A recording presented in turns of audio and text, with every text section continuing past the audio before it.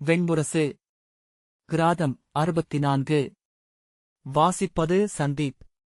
காளிகக்காட்டின் பசுந்தடப் பாதையில் நடந்தபடி சண்டன் சொன்னான். காளிகக்குடியின் பொதுமுற்றத்தில் அமைந்து 108 கால் கொண்டு குருத்தோலைப் பந்தலில் காளிகப் பெருங்குலத்தின் 12 குடிமூத்தார் அவை அமர்ந்திருக்க குடிகளனைவரும் அரிமலரிட்டு வாழ்த்த தலைகுனிந்து அடியெண்ணி நடந்து வந்த காளியை தாய்மாமன் கைப்பற்றிக் கொண்டு வந்து மன்று நிறுத்தினார்.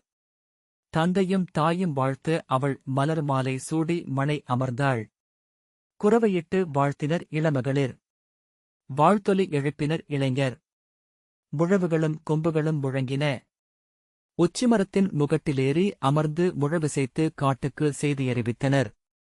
குடிமூத்தார் கேட்டபோது தன் பெயரை காளையன் என்றும் பைனாக பெருங்குலத்தான் என்றும் அவன் சொன்னான்.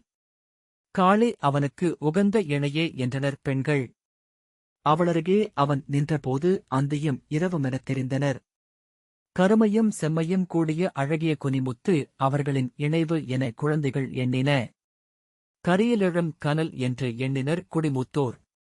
சிறுபறை அடித்து பாடி குல தெய்வங்களையும் நீத்தாரையும் வழுத்தி போசகர் அவனை அக்குலத்திற்குள் எடுத்துக் கொண்டார்.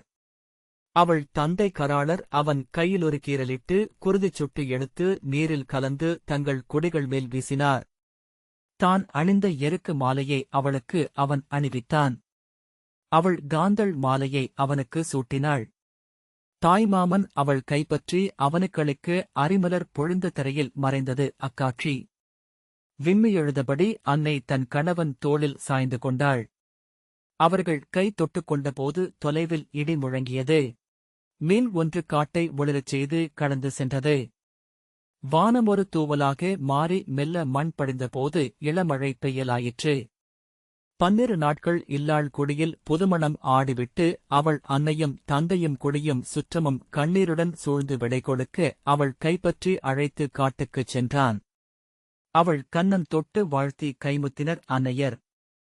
அவள் கை தொட்டு நெஞ்சில் வைத்து ஏங்கினர் கன்னியர். தாழ் பணிகையில் தலை தொட்டு வாழ்த்தினர் முதுதந்தையர். வலக்கால் எடுத்து வைத்து அவள் அக்குடியின் எல்லை கடந்தபோது அந்தி விழுந்தது போல் அங்கு இருள் சூழ்ந்தது.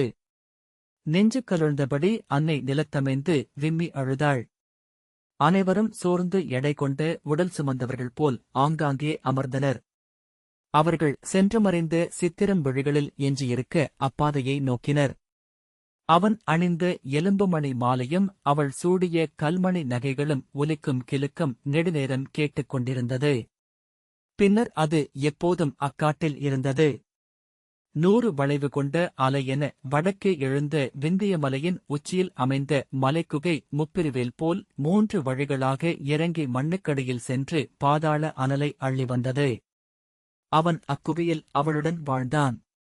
காலத்தை கணத்துளிகளாக்கி ஒவ்வொரு துளியையும் ஒரு முழுவாழ்வென்றாக்கி அவளுடன் அவன் காதலாடினான். 10 விரல் நகங்களிலும் விழிகொண்டு அவள் உடலை அறிந்தான். முத்தங்களால் அவளை துளித்துளியாக உண்டு உண்டு மீட்டான். தேனில் பிறந்து தேனுண்டு தேன் தெளிக்கும் தேன் புழுவென அவளில் இருந்தான்.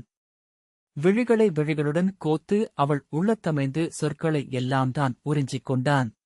சொல்லற்ற அமைதியில் இருவரும் ஒன்றென ஆனபோது சூழ்ந்திருந்த புவிப்பரப்பனைத்தும் செயல்கள் ஒரு கணம் நிலைத்து இருண்டன. பின் ஆமென்று அவை நிலை மீண்டன. பறவைகள் எங்கோ வாழ் என்றும் ஈன்றவளே என்றும் கூவி உயிர் கொண்டன. அவள் அவனை செவ்விழிகளால் நோக்கி நாணிய போது வான் சிவந்தது. அவள் நாணம் கண்டு அவன் நகைத்தபோது வெயிலொளி பரவியது. அவர்களின் காதல் சொல் பொருள் கொண்டது போல் நீர் ஒளி கொண்டது போல் அனல் வெம்மை கொண்டது போல் மண்ணிகழ்ந்தது என்கின்றது மகாபைரவரின் சொல்திகைந்த பிரசண்ட புராணம். இனிய காதல் ஓர் உறவல்ல, விளையாட்டு. ஆணும் பெண்ணும் ஆடத்தகுந்த விளையாட்டு ஒளிந்தாடலே. நாளும் இரவும் அவர்கள் ஆடியதும் அதுவே. ஒருவரை ஒருவர் ஒரு கணமும் ஒழியாது நோக்குபவர் மட்டுமே ஒளிந்தாடலின் உச்ச உவகையை அறிய முடியும். இலைகளின் பசுமையில், நீரின் நீளத்தில், பாறைப்பிளவின் வாயிருளில் அவள் தன்னை ஒளித்துக் கொண்டாள். அவளை அறிந்த அவன் புலன்கள் முட்பன்று எனக் கூற அவள் கால்தடமும் ஒலித்தடமும் மென்மணமும் தேடி அவளைக் கண்டு கொண்டான். பறவைக் குரலும் நிழலாடலும் ஒளியசைவும் தேர்ந்து அவளைக் கண்டுபிடித்தான். அவளோ தன் அல்குலும் முலைகளும் இதழ்களும் அறிந்த நுண்மை ஒன்றால் நேராக அவன் ஒளிந்திருந்த இடம் நோக்கி வந்து தழுவிக்கொண்டாள். ஒவ்வொரு முறையும் புதிய ஒரு காளையை அவன் கண்டுபிடித்தான். ஒவ்வொரு முறையும் புத்தம் புது காளையனை அவள் பெற்றாள். கண்டடைதலின் தருணத்தில் புதிதென பிறந்தெழுந்து கூவி நகைத்து நீர்வழிப்படுபவன் புனையை என அவள் கைகளாலும் கால்களாலும் தழுவிக்கொண்டாள். அவளை அள்ளி மலரென தன் தலையிலும் மார்பிலும் சூடிக்கொண்டான். ஒவ்வொரு கண்டடைதலுக்குப் பின்னரும் முதல் முறை என உறவு கொண்டனர். உருகி இழைந்து ஒன்றென்றாகி அப்பெருநிலையின் அசைவின்மை சலித்து பிரிந்து மீண்டும் ஒளிந்தாடினர். பனியின் திரையிலும் புகையின் செறிவிலும் அவன் ஒளிந்து கொண்டான். ஒளிந்திருக்கையில் கண்டடையப்பட வேண்டும் என்று அவன் விழைந்தான். கண்டடையப்பட்டு கை தழுவி கால் பிணைத்து உடல் இணைகையில் உள்ளே ஒரு பகுதி ஒளிந்தே இருந்தது. ஒருபோதும் தாங்கள் முற்றிலும் கண்டடையப் போவதில்லை என்றும் ஒரு துளியும் எஞ்சாது கண்டடையப்படவும் இயலாது என்றும் இருவரும் உணர்ந்தனர். எப்போதும் எஞ்சும் அவ்விடைவெளியிலேயே இருவரென்றாகி அங்கு நடிக்கும் அது தன் ஆடலை நிகழ்த்துகிறதென்று அறிந்தனர். துயிலும் அவள் செவியில் குனிந்து, என்னை தேடுக, இளையவளே என்றுரைத்து எழுந்து காலை செவ்வொளியில் கரைந்து அவன் உடல் மறைத்துக் கொண்டான். கையூன்றி எழுந்து அவள் அவனைத் தேடினாள். நெளியும் செம்மை படர்ந்து நீரில் காட்டு நெருப்பின் திரையில் பூத்த செண்பகத்தின் மரச்செண்டில் அவனை அவள் தேடினாள். அவளைத் தொடர்ந்து வந்து அறியாது முத்தம் கொடுத்து திகைத்து திரும்புகையில் நகைத்து அவன் நகையாடினான். தேடிச் சலித்து முகம் சிவந்து, தோற்றேன், என் முன் வருக இறைவ என்றாள். எங்கேனும் நீ மறைக, நான் உன்னை கண்டுகொள்வேன், அங்கு மட்டுமே என் உரு காட்டுவேன் என்றான். அவள் ஓடி காட்டுக்குள் சென்று இலைகளுக்குள் செறிந்த நிழலில் ஒளிந்தாள். பின்னர் அங்கிருந்து மேலும் இருண்ட குகைக்குள் சென்றாள். அங்கிருந்து இரவின் கூரிருளுக்குள் முற்றிலும் உடல் மறைத்தாள். இருளென்றாகி அருவமானாள். சிரித்தபடி தேடிய அவன் தன் புலன்கள் உமையானதை உணர்ந்தான். தன் உள்ளம் திகைத்தமைவதை பின்பு கண்டான். உள்ளமைந்த அறியா நுண்புலனும் கைவிட்டபோது அஞ்சினான். எனினும் கைகளிலும் கால்களிலும் அமைந்த அசைவின் அறியா நெறியால் தேடித் துழாவினான். சலித்து மெல்ல சினம் கொண்டான். எங்கிருக்கிறாய்? என் முன் வருக என்றான். அவன் காதருகே சிரித்து, கண்டுபிடிக்கிறேன் என்றீர்கள், காத்திருக்கிறேன் என்றாள். மேலும் பொறுமையிழந்து, எங்கிருக்கிறாய்? என் முன் வருக இப்போதே என்றான் முக்கண்ணன். தோற்றேன் என சொல்லுங்கள், தோன்றுகிறேன் என்றாள். நான் எங்கும் தோற்பதில்லை என்று அவன் சொன்னான். தோற்றேன் என்று உரைக்காமல் உங்கள் முன் வரப்போவதில்லை என்றாள். அக்கணத்தில் வந்து தைத்த கனலம்பு ஒன்று அவனை சீரச் செய்தது. வரவேண்டியதில்லை, நீயிலாது முன்பு நானிருந்த நிலையே முழுமையானது. செல்க என்று சொல்லி திரும்பி நடந்து தன் குகை மீண்டான். அங்கு அவளில்லாத இன்மையே ஒவ்வொரு பொருளிலும் துலங்குவதைக் கண்டான். உளம் விம்மி நீள்மூச்செறிந்தான். அறியாது விழிகலங்க, காளி, நகையாடாதே, இங்கு எழுக என்றான். அவன் துயர் அவளுக்கு அறியா உவகை ஒன்றை அளித்தது. ஒளிந்து கொள்வதனூடாகவே பெண் ஆணை எப்போதும் வெல்கிறாள் என அவள் அறிந்தாள். எப்போதும் தணிபவள் ஒருமுறை வெற்றிச் சுவையை அறிந்தபின் எளிதில் மீள முடியாதென்றும் உணர்ந்தாள். வென்ற தருக்கனைத்தையும் நிலத்திட்டு கை தொழுங்கள் என்றாள். தளர்ந்த குரலில் கை தொழுதேன், வா என்றுரைத்தான். அவள் மேலும் எழுந்து, என் கால் தொட்டு வருக என்றுரையுங்கள் என்றாள். கால் தொடுகிறேன், வா என்றான். அவள் உடல் சிலிர்த்து விழிநீர் கோத்தது. அவளில் கூடினர் இருளுருவாக தென்திசையில் அமைந்த அவள் குடியின் மூதன்னையர். உங்கள் முடித்தலை என் காலடியில் வளைய வேண்டும் என்றாள். இருங்கெழுந்த சினத்துடன், வேண்டாம், நீயில்லாது நான் நிறையிலாதோன், ஆனால் வளைந்திருவதை விட இக்குறையுடனே வாழ்வதே மேல் என்றான். நானென்று எஞ்சுவது அழிந்தபின் நான் கொள்வதும் வெல்வதும் எதை? விலகிச் செல் என்று கூவினான்.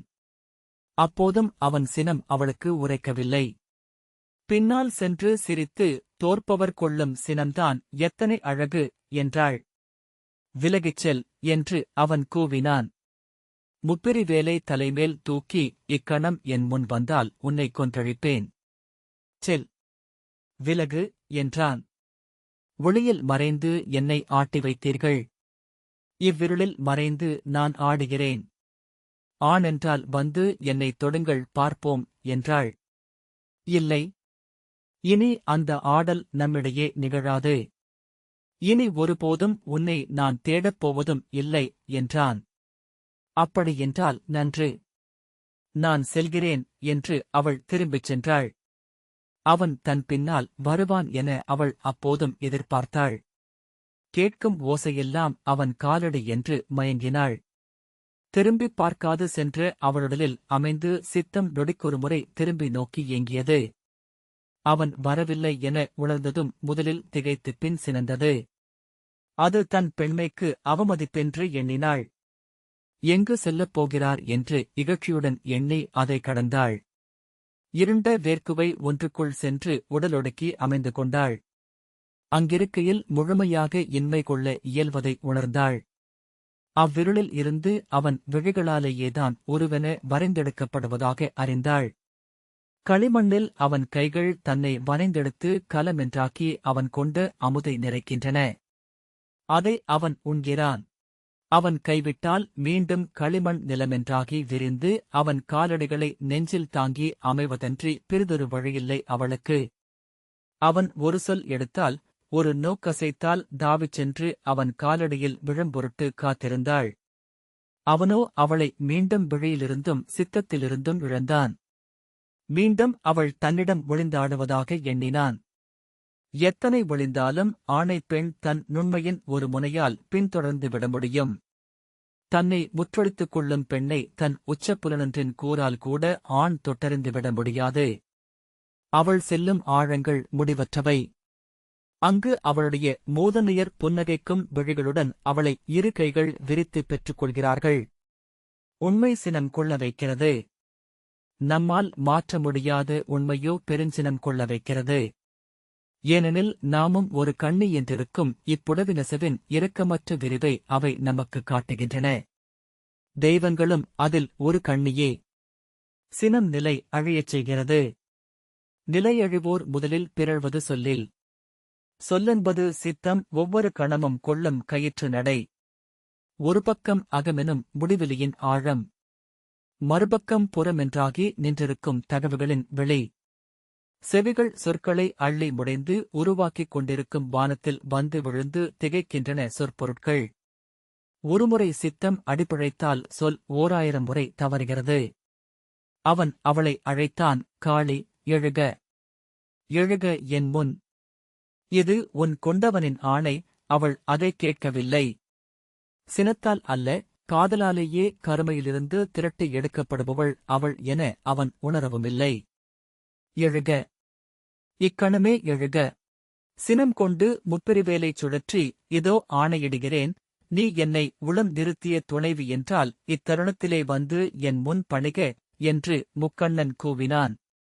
அதிலிருந்த கரையற்ற பெருஞ்சினத்தைக் கூட காளி புரிந்து கொள்ளவில்லை. அவன் குரலை கேட்டதும் மீண்டும் அவள் முகம் புன்னகை சூடியது. அவன் ஒரு கனிந்த சொல்லை எடுக்க வேண்டுமென அவள் எண்ணினாள். சினம் உங்களை மேலும் சிவக்க வைக்கிறது என்று இருளாகி நின்று மெல்ல சிரித்தபடி சொன்னாள். அவள் குரலில் இருந்த காதலை அவன் இழிவரலென்று எண்ணினான். முப்பிரிவேலை நிலத்தறைந்து இத்தருணத்தில் இங்கு வா. இல்லையெனில் நான் பூட்டிய மங்கள நான் அறுத்து இங்கு இட்டுவிட்டு விலகிச் செல் என்றான். அப்போதுதான் அவள் அவன் கொண்ட சினம் என்ன என்று உணர்ந்தாள். உளம் நடுங்கி ஓடிவந்து அவன் முன் நின்று, என்ன இது? தாங்கள் சொல்வதென்ன என்றாள். நீ என்னை வென்று செல்கிறாய். உன் இருளைப் பயன்படுத்தி என்னை சிறுமைப்படுத்துகிறாய். சிறுமகளே, என் ஒளியுடலின் ஒரு சிறுமறு என்று மட்டுமே அமையும் தகுதி கொண்டவள் நீ. கரியவளாகிய உன்னை ஒளியுடல் கொண்ட நான் ஏற்றது என் கருணையினால் மட்டுமே என்றான்.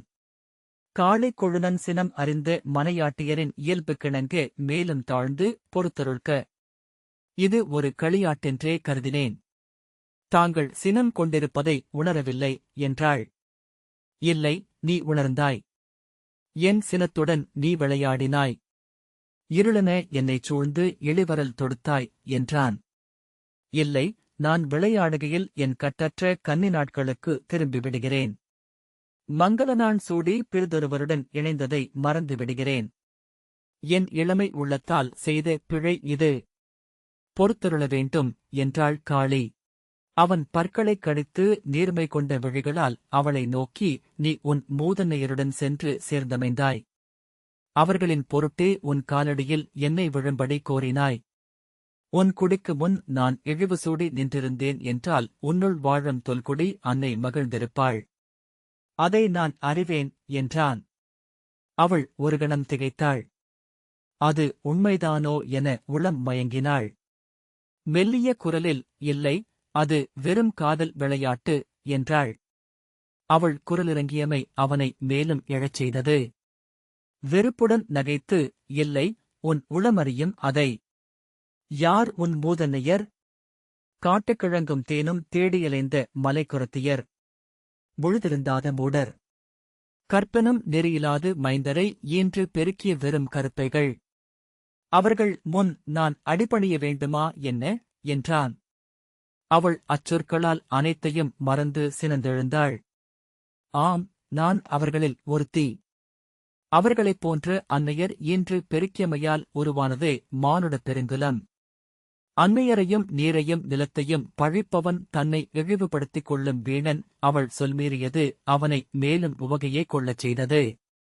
ஆம், இதோ உன் நாவிலிருந்து எழுந்துவிட்டது உன் உளம் கொண்ட எண்ணம். நான் வீணன். உனை நாடி வந்த அரசர் கொண்ட செல்வக்குவையும் அரியணையும் இல்லாத மலைமகன். பிக்கன், வெறும்பேயன். நீ என்னை உன் சிறுகுடைக்கு முன் பணியச் சொன்னது அதன் பொருட்டே. முற்றிலும் தளர்ந்து அவள் மெல்ல விம்மினாள். கண்ணீரை கைகளால் மூட விரல் மீறி வழிந்தன துளிகள்.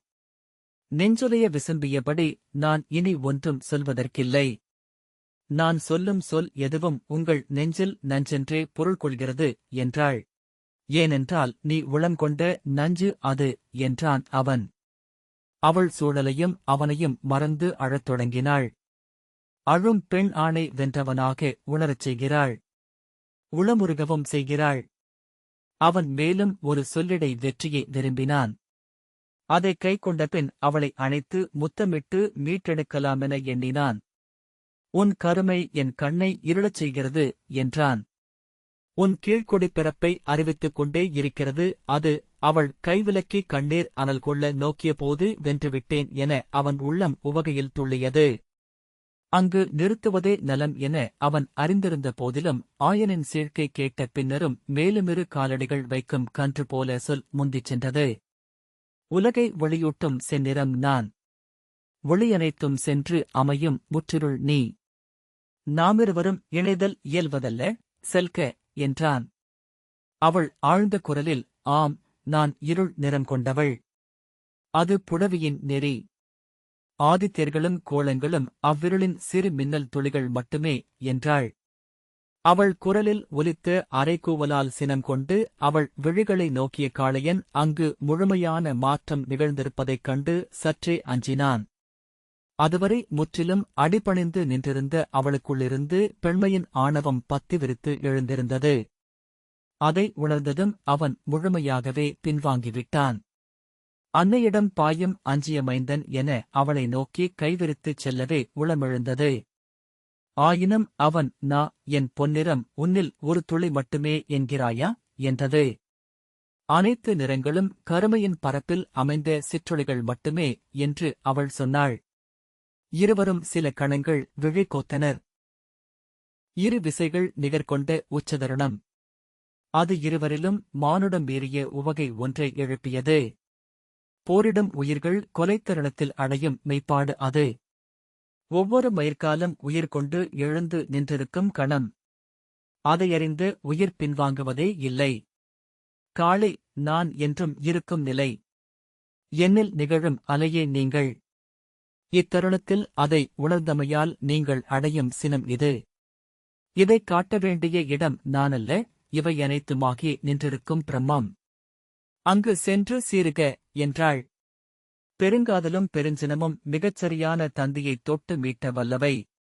எந்தப் புள்ளியில் தன் வலியை மூவழியன் உணர்ந்து கொண்டிருந்தானோ அங்கு பட்டன அவள் சொற்கள். இடிகொண்டு அனலான மரமென தழல்விட்டு கை நீட்டி அவன் சொன்னான், நீ முழுமை என்றால் உன்னில் எழவேண்டும் அனைத்தும். செல். எனக்குரிய அழகு வடிவம் கொண்டு இங்கு வா. உன்னை முகம் சுளிக்காமல் நோக்கி மகிழ என்னால் இயலுமென்றால் ஏற்றுக்கொள்கிறேன். அவள் ஏளனத்துடன் இதழ் வளைத்து, இவ்வழகு வடிவத்தைத் தேடித்தான் நீங்கள் வந்தீர்கள் என்றாள். அவன், ஆம், அது காணும் பெண்ணையெல்லாம் வென்று செல்ல வேண்டுமென்ற ஆண்மையின் ஆணவம் மட்டுமே. உன் தந்தை விடுத்த அறைகூவலின் பொருட்டே உன்னை வென்றேன். உன்னை உடனுறையச் செய்ய வேண்டுமென்று எண்ணவில்லை. உண்டு முடித்த கலம் நீ. இனி உனக்கு என் உள்ளத்தில் இடமில்லை. விலகு என்றான். அச்சொற்களில் அவள் ஒரு கணம் நடுங்கினாள். நலம் உண்டு துறக்கப்படுதல் என்பது பெண்மை என்றும் உள்ளோர அஞ்சும் கொடுநரகு, உலகாளும் அன்னை வடிவமே ஆயினும். தளர்ந்த குரலில் காளி, என்ன சொல்கிறீர்கள் என்றாள். நான் மீண்டு வரவேண்டியதில்லையா? மெய்யாக